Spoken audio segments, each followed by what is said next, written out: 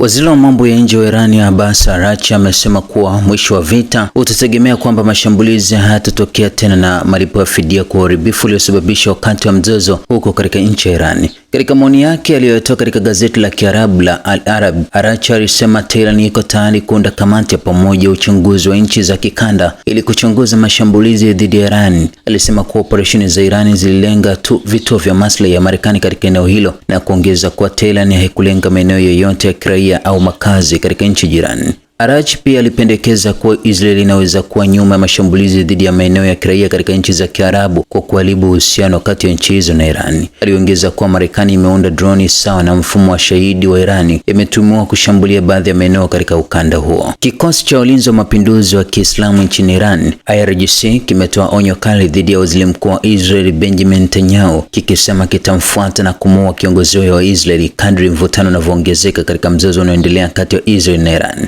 Katika taarifa iliyochapishwa na vyombo vya habari vya Iran, IRGC ilimtaja Netanyahu kama mhalifu na muuaji wa watoto na kuongeza kuwa ikiwa bado yuko hai wataendelea kumfuata. Onyo hilo lilitolewa na ofisi ya waziri mkuu wa Israel Benjamin Netanyahu kukataa uvumi unaoenea mtandaoni wa kuuawa kwake ambao ulienea baada ya video yake akizungumzia mzozo wa Israel, Marekani na Iran, ikidaiwa madai ya utengenezaji video hiyo kwa mfumo wa AI unaoonyesha kidole cha sita, na maafisa walikataa madai hayo kama habari za uongo na kuthibitisha kuwa yuko salama.